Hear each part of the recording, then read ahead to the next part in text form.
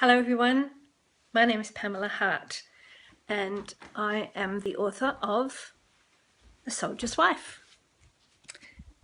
Here it is. I'm showing it to you because frankly I just love the cover. It's so beautiful. Whoops. So I'm here today to show you where I write as part of Hachette's program, and I'm trying to get the little thing that lets me turn it around and it's not coming up. I don't know why. So I'm just going to have to guess at what you're seeing here. This is our library. It's only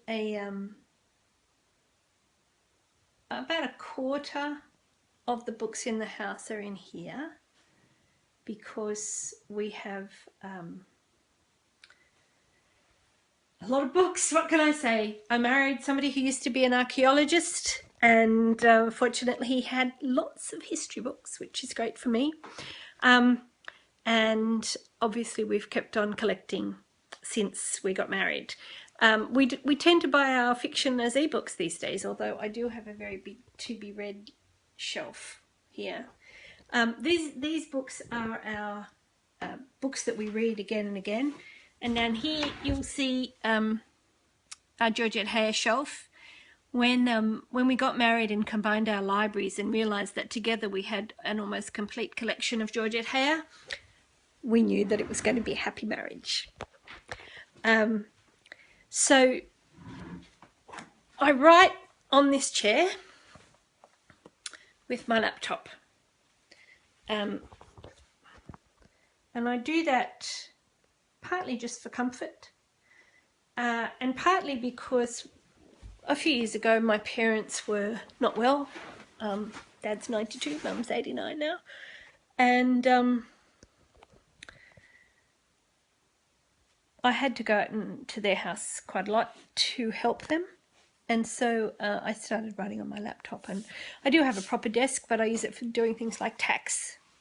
So I sit cross-legged in my chair with my laptop on my lap, and I probably spend too much time in this room. But also I have been known to write while watching TV. Yeah, my husband doesn't quite understand how I do that, but it does work. Works okay, not all the time, you know, if I'm in the middle of a big emotional scene, but sometimes. The new book is called The War Bride, and it's based on research, or something I stumbled over when I was researching The Soldier's Wife. And that's the great thing about historical fiction, is the more research you do, the more stories just pop up out of nowhere at you. Oh, by the way, that thing you're seeing over my shoulder is an Aurealis Award. Yeah, I put the awards there to make me look more interesting. Anyway, I'm going to read to you a little bit from The War Bride now. What's happened so far is that Margaret, our main character, has arrived on a ship, the border, and her husband, whom she married 2.5 years ago, she hasn't seen him for 2 years and 4 months because he was wounded in France and shipped straight home from Belgium. Now it's 1920, January 1920, and she's arrived on the last War Bride ship, and he wasn't there to meet her. And so Tom McBride, and those of you who've read The Soldier's Wife will recognise Tom's name. He's a main character in the new book, and he takes her, he's in charge of settling the women, making sure they get where they're supposed to go. He takes her back to Army Headquarters, Victoria Barracks, to try and find out what he can about her husband. Sergeant McBride came back and stood for a moment in the doorway, his cap gone, a paper in his hand. His face was grim, set as if for an unpleasant task. No, no more death. Please, God, don't let him be dead. Frank, is he all right? Anything but dead, please, God. Yes, as far as we know, he's fine. Relief washed over her. flooded her so that she felt a sudden need to use the lavatory. But the sergeant was looking at her with such compassion. I checked his file. Frank Dalton, correct? 19th Battalion? Yes. The relief was gone. Something was wrong. It had to be. I'm afraid, he hesitated, I'm afraid I have some difficult news. He proffered the paper. Enlistment papers, Army Imperial Force. She saw Frank's name. Yes, that was him. There was a list of questions, and Sergeant McBride pointed to them. What is your age?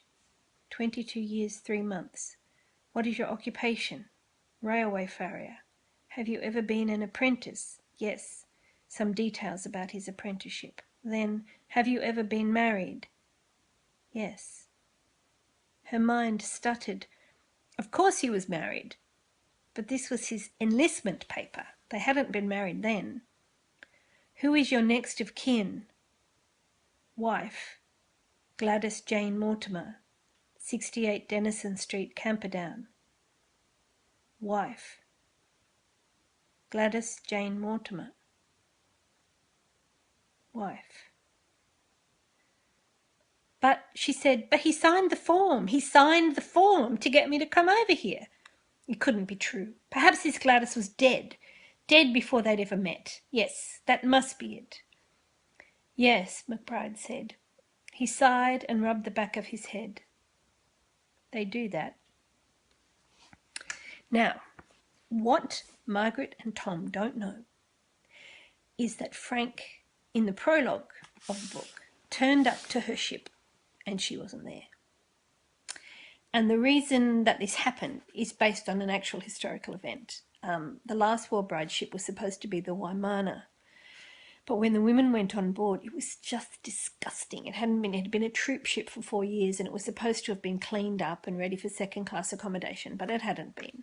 There was mould growing down the walls. There was cockroaches. And when a rat got into a cradle and bit the baby, they jacked up and went to Sir John Monash, and he swapped them off to a different ship, the Border. So Frank gets the letter saying she's coming on the Waimana. He leaves his boarding house where he's been living, faithful to her all this time, and goes down, gets them a flat to live in. Then he doesn't get the second letter saying that she's coming on the border. The boarding house just throws it out. So he turns up to the first ship and is told the women didn't come, we're not good enough for them. And that is often happened because when it came time to it, women often just couldn't do it. They just couldn't make that leap, because in those days, if you left England for Australia, you never came back. You never saw your friends again. And it was assumed that that was how it would be. So a lot of women never did it. And so Frank believes that he's abandoned her and goes back to his old girlfriend, not his wife, Gladys Jane Mortimer, who has, in the meantime, she got pregnant just before he left, and so there's a daughter. And he thinks Margaret has abandoned him, and so he goes back to her. Margaret, in the meanwhile, goes on to make a life for herself, which includes Tom.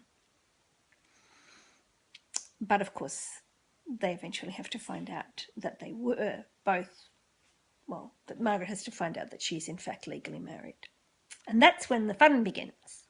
So I'm not quite sure. Well, I hope I know what's going to happen in it, but you never really know with fiction. Things change when you least expect it.